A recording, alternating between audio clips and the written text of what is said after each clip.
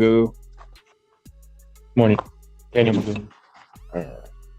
You're going to represent yourself? Yes, Your Honor. Okay, what are we doing? To begin, I'd like to just announce a brief summary of the incident that happened.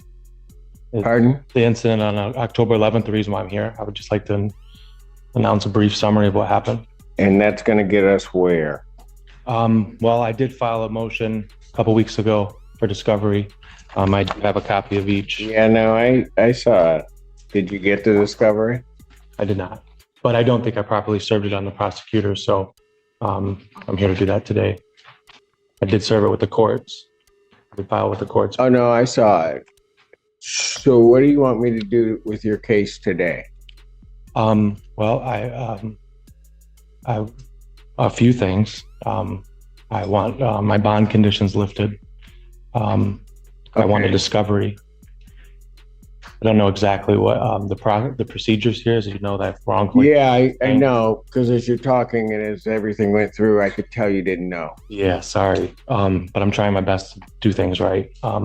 But I just okay, you haven't started out well. Sorry. I'm here because I'm told to be here today, Your Honor. That's the only. I know. So what I want to do kind of goes out in my name. So yes, I know why you're here. Let me ask you this: you want to represent yourself in this? Yes, Your Honor. You don't want help? No. Okay. So I'm going to do this. I'm going to apprise you, if you wish to represent yourself, you're constitutionally entitled to do that. I will apprise you that you are before the court on the charge of resisting and obstructing a police officer. You understand that charge? I do. All right.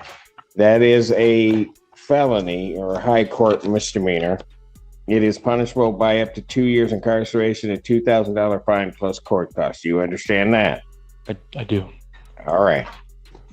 You also understand, sir, that there can be great peril in representing yourself. I understand. You understand also that at this proceeding and any other further proceeding, that the court is going to hold you to the same standard the court would hold anybody else to, and the court will not play favorites, the court will not help you out, the court will not be assisting you. You understand that, sir? I do. All right. If at any time you wish to be represented by an attorney, and if you cannot afford to hire an attorney, but if you wish to be represented by an attorney, the court will afford you that opportunity to be represented. You understand that? That process is throughout the whole discovery and trial. Pardon? I can be assisted with if I can. If you request an attorney represent you in this matter, the court will at that point, if you cannot afford to hire one, the court will make sure that you have one. If you wish to get your own attorney, the court will afford you that opportunity to do that. You understand that? I do. Judge Simpson explains to Mr. McCuff that he has the right to be represented by an attorney, but that he also has the right to choose to represent himself.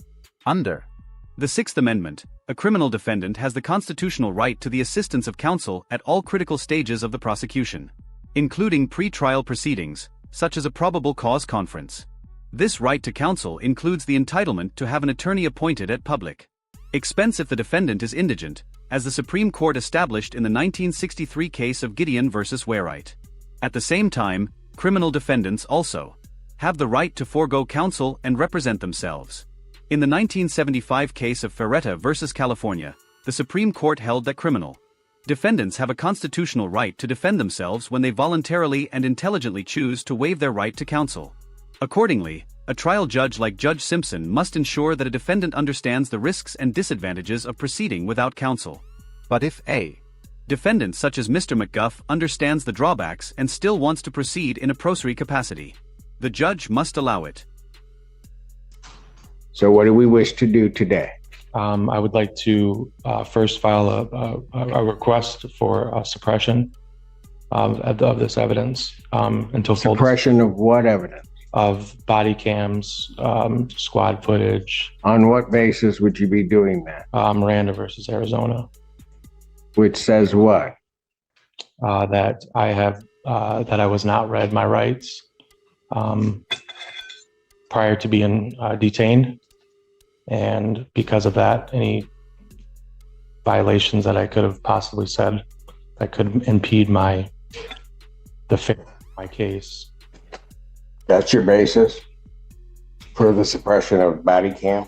That I have the right to be read my Miranda rights and know that anything that I say can be used against me. I was not notified. So that's your basis to suppress the body cam. I'm not trying to suppress it from the court to see. I don't want it in the public domain. I don't want it. Anything that happened, I was on the scene. The police were on the scene for 2 minutes. They were dispatched there over a fight. I don't know what. Okay. You're going to have to put more in writing for me to even understand that, because as it stands here right now, based upon what you told me, I'm going to deny your motion. Deny my motion to suppress under Miranda? As you're calling it, your motion's denied. Mr. McGuff moves to suppress the body camera footage from his arrest because he was not read his Miranda rights prior to his detention, and Judge Simpson denies his motion. A motion to suppress is a request that a court excludes certain evidence from consideration because it was obtained in violation of the defendant's constitutional rights. In the 1966 case of Miranda versus Arizona, the Supreme Court held that statements made by a suspect during custodial interrogation are inadmissible, and therefore must be suppressed if the suspect was not advised of their rights to remain silent and to have an attorney present. However, the Miranda requirement only applies when both custody and interrogation were present, meaning that the suspect's freedom had been significantly restrained and law enforcement was actively questioning them to elicit incriminating responses. Routine investigative questioning or detention before formal arrests do not by themselves trigger the requirement for Miranda warnings. Additionally, even if Mr. McGuff was subjected to custodial interrogation without Miranda warnings at some point during his arrest, the absence of warnings would not bar the admission of the body camera footage. The Miranda rule protects against the use of compelled testimonial evidence, not against the admission of physical evidence. Therefore, while any unweighed custodial statements by Mr. McGuff could potentially be excluded and redacted from the body camera footage, it is highly unlikely that the video itself. Maybe I'll formulate my request a little more precise to my specific conditions, but I also am requesting that there is full discovery in this process. Okay. Have you sent a request to the prosecutor's office for discovery? I have not. Nope. Have you asked them, how do I get discovery? No, I will be doing that. Did you ask anybody how to get discovery? I asked a couple of the clerks, but they can't, give too much legal advice. So I'm trying to take as much responsibility for this as I can. Okay. Well, I'm going to, at this point, deny that motion because there hasn't even been a request for discovery. If you don't get something, then you bring a motion for discovery. Okay. Next thing you want to do? Discontinue all hearings until there's substantial evidence on file. Okay, that doesn't happen that way. I don't know what discontinue all hearings mean. I don't know either, Your Honor. I'm just representing myself over here. This is going to be a long process if you just are throwing stuff out there. I tried to prepare my best for this. I'm really okay. This was your best. You may want to consider getting an attorney, but I'm going to let you go because you have a constitutional right to do it.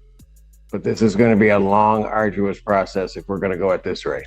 What does the prosecution expect next in this case? Pardon? What do you mean? You're asking me for what I want out of this case and what I expect. I'm asking you, what do you want to do today? I want to go home and have all charges lifted. That's not going to happen. Okay, so I mean, what do I got to do? Going home is an option, but the charges aren't going anywhere. I understand, and that's the end goal of where I want to be one day, acquitted of all charges. Yeah, I don't mean to interrupt, but I am from the public defender's office. I'd be happy if the court wanted to pass to talk with this gentleman. He says he wants to represent himself, and if he wants to talk to you, then yeah, I mean, I know, Mr. Getty, and I appreciate it, but what do you want to do, sir?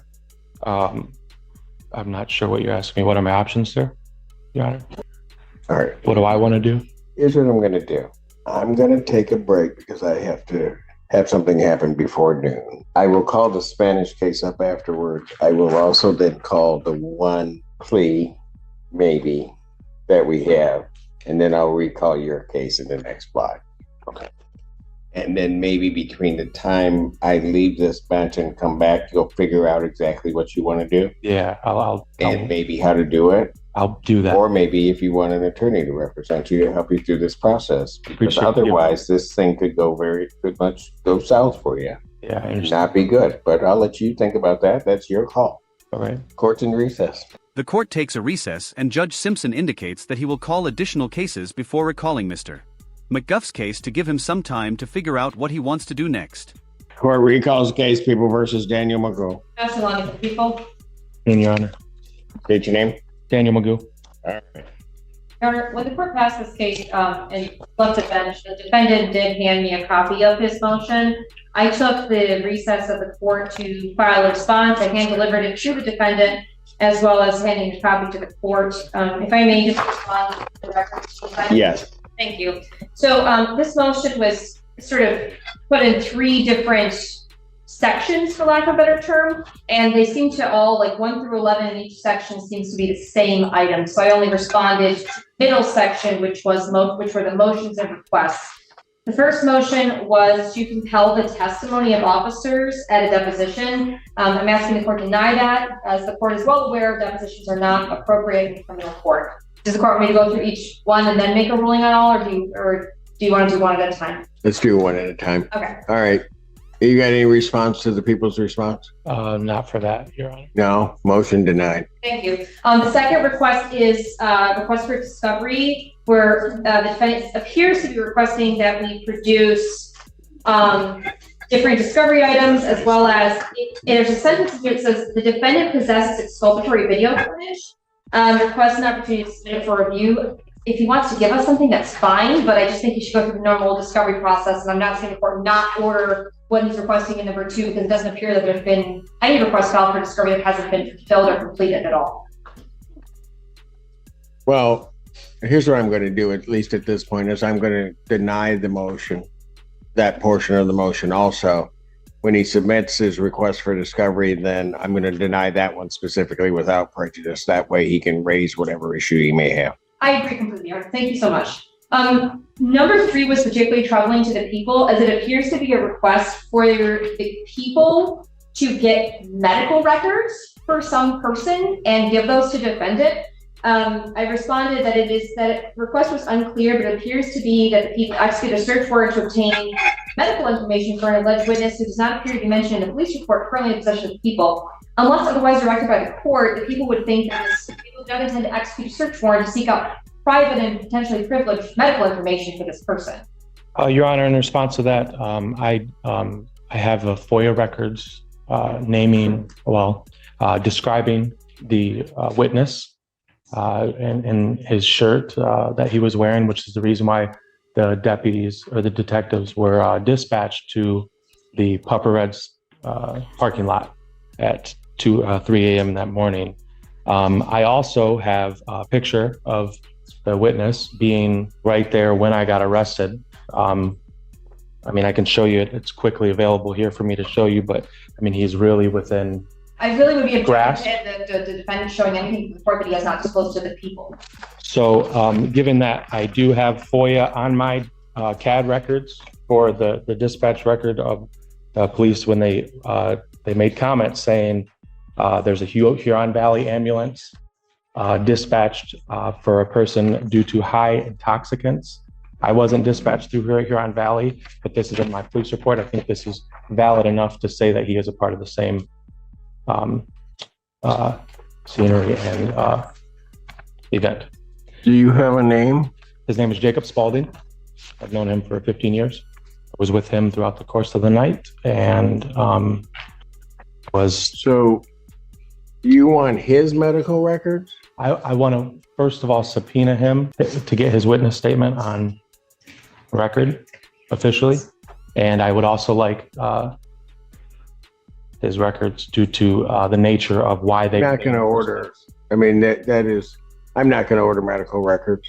If you tailor a request for something that isn't available in another fashion, then that's fine. But I'm going to deny that motion. Yeah, a lot of my civil procedures I will be correcting and will not have any more problems with.